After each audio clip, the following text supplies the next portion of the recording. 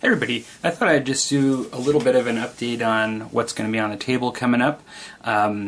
First off, I'm going to be working on my Neanderthal sort of warband for Savage Core. And so I have two that I've actually done already. I have the sort of one of the bosses that are available and a bod back here, but I'm actually looking at completing this. So I'll have this troop that can actually face off against the Simian warband that I've done already. As well, I have a friend that has Amazons that will be also featured in battle reports as well. And so, yeah, looking forward to this. It's funny, I just wanted to pull this one out here.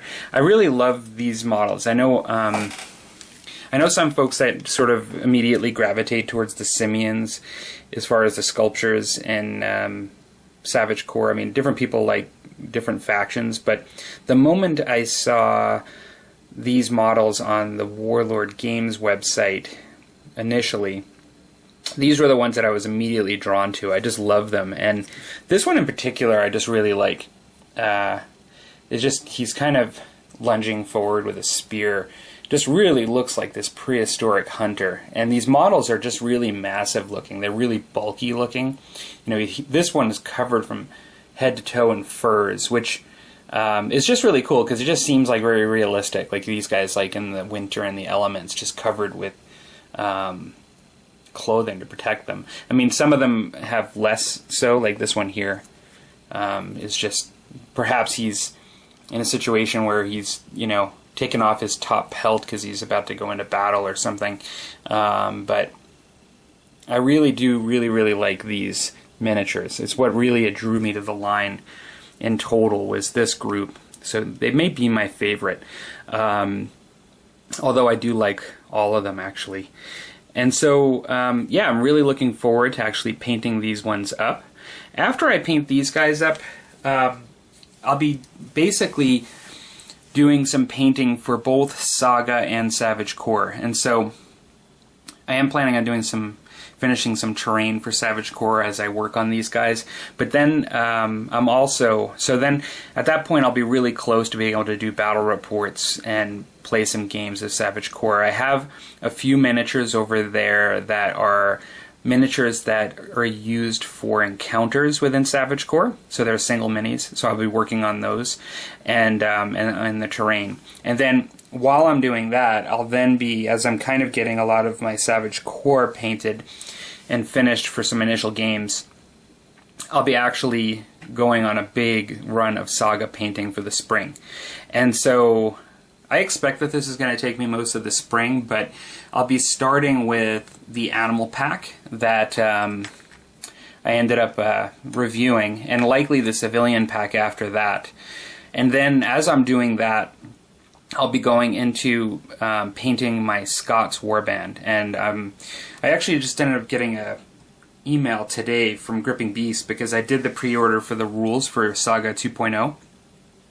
So I ended up ordering the rules from Saga 2.0 and some dice for the Scots, because I have pretty much everything I need to play the Scots. As far as I think at least for 4 points, perhaps 6. I have to look again because I purchased a Scots army off of a friend a while ago, and it's unpainted and just like right out of the box. I know there's some extra heroes and perhaps an extra unit, but I don't remember counting up the points, so I have to look at that.